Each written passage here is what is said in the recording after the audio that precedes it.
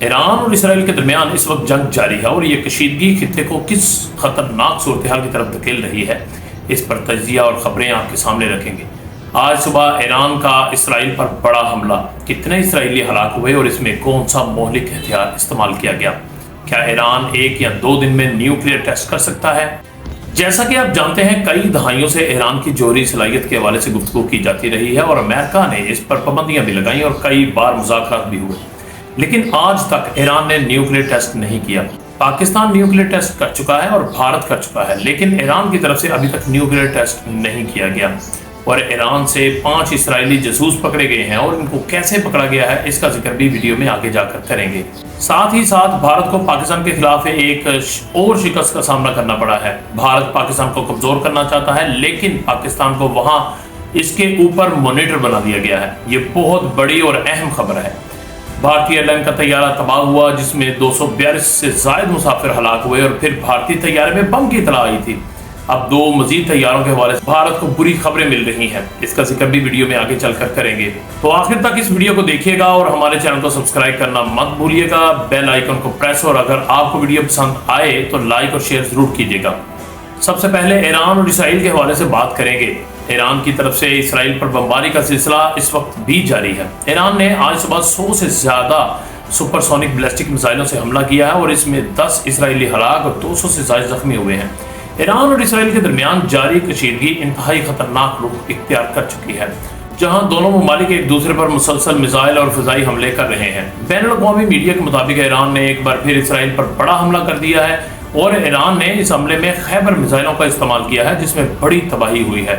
قطری T V کے مطابق اسرائیل نے 4 مقامات پر نقصانات کی تفصیل جاری کرنے سے روک دیا ہے۔ پاسداران انقلاب کا کہنا ہے کہ خیبر، بدر اور عماد میزائل داغے گئے اور خبردار کیا ہے اسرائیل کو کہ باز نہ آیا تو آئندہ اس سے بھی بڑے اور مہلک حملے کیے جائیں گے۔ اطلاعات آ رہی ہیں کہ ایران نے اسرائیل پر حاج قاسم ہائپر سونک میزائل بھی داغا ہے اور ساتھ ہی ساتھ بڑی خبر ہے کہ ایران نے اسرائیل کے 10 طیارے مار گرائے ہیں، جو کہ بہت بڑی کامیابی ہے جس کی ابھی تک اسرائیل کی جانب سے تصدیق یا تردید نہیں کی گئی ہے۔ ایرانی میڈیا کے مطابق میزائلوں کے حملے کے بعد تل ابیب اور بیت المقدس میں سائرن کی آوازیں سنائی دے رہی ہیں، جس کی وجہ سے لوگوں میں شدید خوف و ہراس پھیل گیا ہے۔ تل ابیب میں دھماکوں کے بعد دھوئیں کے بادل چھا گئے ہیں۔ میزائل حملوں میں اسرائیلی جوہری تنصیبات ڈیمونا کو بھی نشانہ بنایا گیا ہے۔ مقبوضہ شہر حیفا، تل ابیب اور بیت المقدس میں شدید خوف و ہراس پھیل گیا ہے۔ تل ابیب میں دھوئیں کے بادل چھا گئے ہیں۔ حملے میں اسرائیل کی کثیر المنزلہ عمارت بھی تباہ ہو گئی ہیں۔ دوسری جانب اسرائیل نے ایرانی حملے کی تصدیق کرتے ہوئے کہا ہے کہ اسرائیل کے شمالی حصے میں ایران کے جنگی طیارے دیکھے گئے ہیں، جبکہ ایرانی دارالحکومت تہران میں بھی دھماکوں کی آوازیں سنی گئیں۔ اسرائیلی فوج کے ترجمان نے میڈیا سے گفتگو کرتے ہوئے کہا ہے کہ ہم نہیں بتانا چاہتے کہ آیت اللہ خامنائی ہمارا نشانہ ہے۔ اسرائیلی حکام نے عندیہ دیا ہے کہ ایران کے سپریم لیڈر آیت اللہ خامنائی پر حملے کا امکان رد نہیں کیا جا سکتا۔ اس بیان کے بعد خطے میں جاری کشیدگی ایک نئے خطرناک مرحلے میں داخل ہو گئی ہے۔ اسرائیل نے فوج کو کارروائی کے لیے فری ہینڈ دے دیا ہے۔ ایران نے رات کے بھی تقریباً 11 بجے کے قریب اسرائیل پر 200 سے زائد بیلسٹک میزائلوں سے حملہ کیا۔ آپریشن وعدہ صادق سوم کے نام سے جوابی کارروائی کی گئی، جس میں ایران نے اسرائیل کے دارالحکومت تل ابیب میں میزائلوں کی بارش کر دی۔ حملے میں اسرائیلی ڈیفنس ہیڈ کوارٹر کو بھی نشانہ بنایا گیا۔ اسرائیل کے لیے بہت بےزتی کی بات ہے کیونکہ اس کے پاس آئرن ڈوم ہے جو کہ امریکہ کے تعاون سے بنائی گئی ہے تاکہ ان کو میزائل ہٹ نہ کر سکیں، اور آئرن ڈوم ٹیکنالوجی ہر جگہ پر فیل ہوئی اور پورے اسرائیل میں ایرانی میزائل کامیابی سے ہدف کو نشانہ بناتے گئے۔ دھماکوں کی آوازیں تل ابیب، یروشلم اور گشدان میں سنی گئیں، جس سے شہریوں میں خوف و ہراس پھیل گیا، جس کے بعد شہریوں کو بنکرز میں جانے کی ہدایت کر دی گئی۔ خود اسرائیلی وزیر اعظم نیتن یاہو بھی عسکری حکام کے ساتھ بنکرز میں میٹنگ کرتے رہے، کیونکہ انہوں نے اپنی جان بچانے کے لیے بنکرز بنا رکھے ہیں، ان کو اتنا خوف ہے مرنے کا۔ جبکہ دوسری طرف ایران نے جب اسرائیل پر حملہ کیا تو لوگ سڑکوں پر نکل آئے اور اللہ اکبر کے نعروں سے فضا گونج اٹھی اور جشن مناتے رہے۔ ان میں کسی قسم کا خوف نظر نہیں آ رہا، نہ وہ جان بچانے کے لیے کسی بنکر میں گئے، کیونکہ مسلمان مرنے سے نہیں ڈرتا، اس لیے مرنے کا کوئی خوف نہیں ہوتا۔ اسرائیل نے فوج کو کارروائی کے لیے فری ہینڈ دے دیا ہے اور آپریشن رائزنگ لائن کے تحت تازہ اسرائیلی حملے میں مزید 2 جنرلز، 3 جوہری سائنسدانوں اور 20 بچوں سمیت 65 ایرانی شہید ہو گئے ہیں، جبکہ اسرائیلی وزیر اعظم نیتن یاہو نے مزید کارروائی کا بھی عندیہ دیا ہے۔ ईरान की पासदाराना इनकलाब के मुताबिक ऑपरेशन वादा सादिक 3 में इसराइल में मुतअद्दिद अहदाफ को निशाना बनाया गया है और इसराइल पर 300 से ज्यादा मिसाइल दागे जा चुके हैं। ईरान ने दावा किया है कि उसने इसराइल के 12 F-35 स्टेल्थ जंगी तैयारे मार गिराए हैं और एक खातून पायलट को हिरासत में ले लिया है। इसराइल के दारुल-हुकूमत तल अवीव में इस वक्त सायरन बज रहे हैं, हर तरफ चीखो पुकार का आलम है और जान बचाने के लिए लोग भाग रहे हैं। हर तरफ आग लगी हुई है और धुएं के बादल बुलंद हो रहे हैं। यहाँ तक कि इसराइल में वजारत दिफा के हेडक्वार्टर के नजदीक आग और धुआं देखा गया है। कम से कम 5 मकामात पर हंगामी सूरत हाल नाफिज कर दी गई है। ईरान की पासदाराना इनकलाब ने सुर्ख झंडा लहरा दिया था और कहा था हमारा बदला अभी शुरू हुआ है, हमारे कमांडरों, साइंसदानों और शहरियों के कत्ल का खमियाजा इसराइल को भुगतना पड़ेगा।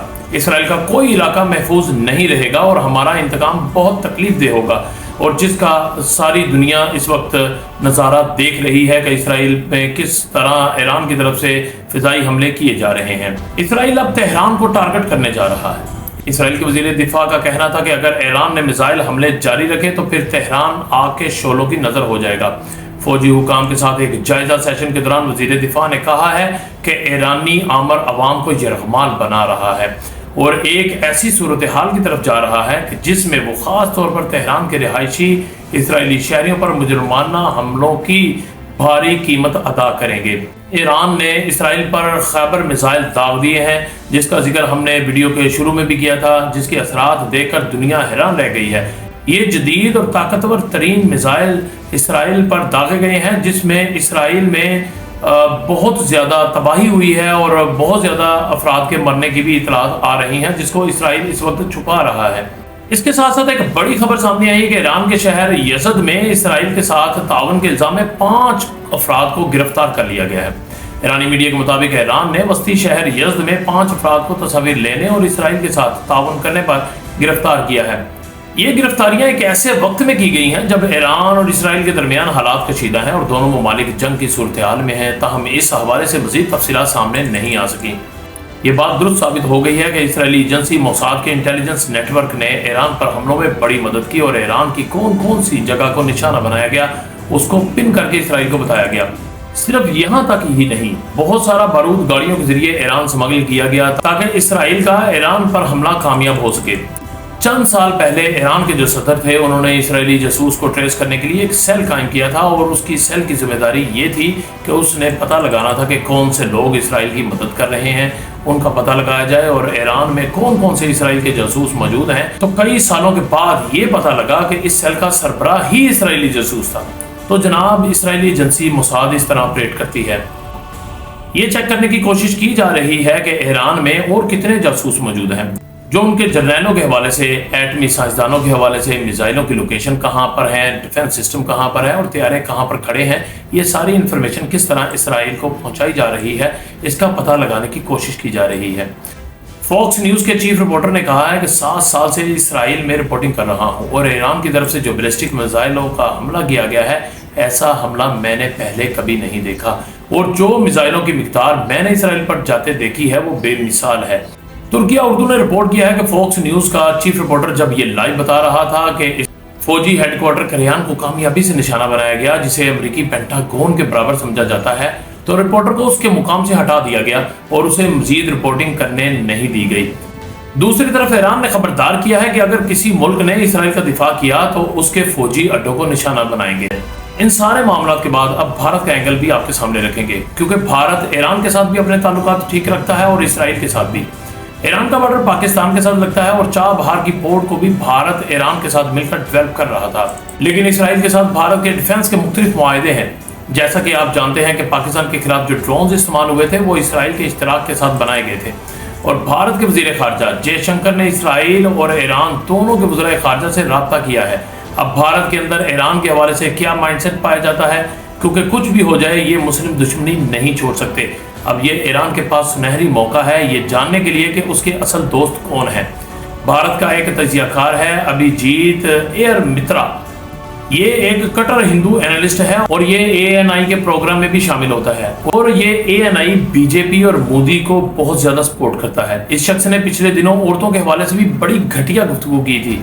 उसने कल रात को एक ट्वीट की है, وہ بھی آپ کے سامنے شیئر کرتے ہیں تاکہ آپ کو پتا چل سکے کہ ہندو مائنڈ سیٹ بھارت کے اندر کیا کرتا ہے۔ اس نے ٹویٹ میں لکھا ہے، ایران کو آپ کو روکنا چاہیے لیکن ایک حد تک، اور ایران کا جوہری پروگرام اگر تباہ ہو جاتا ہے تو ہمارے حق میں ہے، بھارت کے حق میں ہے، لیکن وہاں پر حکومت نہیں بدلنی چاہیے چاہے ان کا ایٹمی پروگرام ختم ہو جائے۔ اس نے کہا ہے کہ ہمارے حق میں ہے کہ شیعہ سنی فساد ہوتے رہیں۔ اب آپ صرف اندازہ لگا لیں کہ بھارت میں کیا مائنڈ سیٹ پایا جاتا ہے، اور ہمیں ایک ایسا ہی ایران چاہیے جس کی مغرب کے ساتھ نہ بنتی ہو۔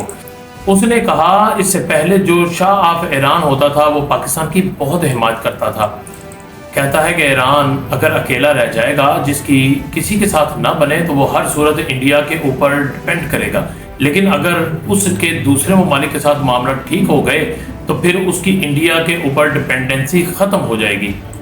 آپ صرف ان کا مائنڈ سیٹ چیک کر لیں، ان کے دماغ کے اندر کتنی گندگی بھری ہوئی ہے۔ آپ اندازہ لگائیں یہاں لوگوں کی جانیں جا رہی ہیں اور اس کو اپنی پڑی ہے کہ اگر ایران دنیا میں اکیلا رہ گیا اور شیعہ سنی فساد ہوتا رہے اور یہ ہمارے حق میں بہت بہتر بات ہے۔ یہ ہے وہ مائنڈ سیٹ۔ اس گندگی کا مسلمانوں کو پتہ ہونا چاہیے کہ بھارت ہمارا دوست نہیں ہے، وہ ہمیشہ ہمارے خلاف ہی کھڑا ہوگا اور اپنے سے اوپر کبھی نہیں آنے دے گا۔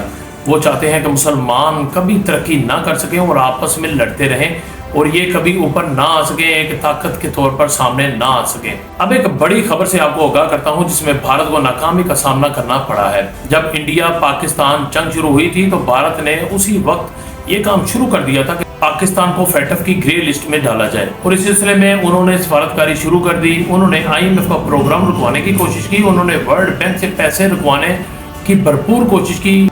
اب ان کی کوشش تھی کہ پاکستان فیٹف کی گرے لسٹ میں شامل کر لیا جائے، لیکن بلاول بھٹو زرداری کی قیادت میں پاکستان کی سفارتکاری کام آئی ہے اور اس نے بھارت کو دنیا میں کہیں منہ دکھانے کے قابل نہیں چھوڑا۔ چین، ترکی، جاپان کی مدد سے پاکستان کو فیٹف کی گرے لسٹ میں شامل نہیں کیا گیا، بلکہ پاکستان کو رپورٹنگ پر رکھا گیا ہے کہ پاکستان صرف رپورٹنگ کرتا رہے گا، اس کو گرے لسٹ میں شامل نہیں کیا جائے گا۔ بھارت کے لیے بہت بڑی شکست ہے، جو وہ کرنا چاہ رہا تھا وہ نہیں کر سکا، جو ان کے لیے ایک شرم کا مقام ہے۔ دوسرا، بھارت کے حوالے سے ایک اور خبر آپ کے ساتھ شیئر کرتے ہیں۔ آپ جانتے ہیں کہ ایئر انڈیا کا جہاز حادثے کا شکار ہوا تھا اور اس کے بعد بھارت کے مزید 2 جہازوں کو گراؤنڈ کر دیا گیا ہے، اور وہ معاملہ یہ ہے کہ سورت جانے والی ان دونوں پروازوں کو تکنیکی خرابی کی وجہ سے گراؤنڈ کرنا پڑا۔ ایک پرواز کو تھائی لینڈ کے دارالحکومت بینکاک میں ایک مشتبہ پرندہ ٹکرانے کی وجہ سے گراؤنڈ کیا گیا۔ بعد میں یہ جہاز لینڈ تو کر گیا لیکن یہ واپس دوسری فلائٹ کے لیے روانہ نہیں ہو سکا، اسے گراؤنڈ کرنا پڑ گیا۔ اس پرواز میں 180 مسافر پھنسے ہوئے تھے جن کو دوسری پرواز میں بھیجا گیا۔ اس کے علاوہ جے پور سے بنگلور اور سورت کی پروازیں روانگی میں تاخیر ہوئیں۔ اس کی وجہ یہ بتائی جا رہی ہے کہ جناب اس کا AC کام کرنا بند کر گیا تھا، تو اسے بھی گراؤنڈ کرنا پڑا، اور پرواز کو 11:30 بجے روانہ ہونا تھا لیکن وہ پرواز اس لیے روانہ نہیں ہو سکی کہ اس کا AC کام نہیں کر رہا تھا۔ تو جناب یہ ہے ان کا حال۔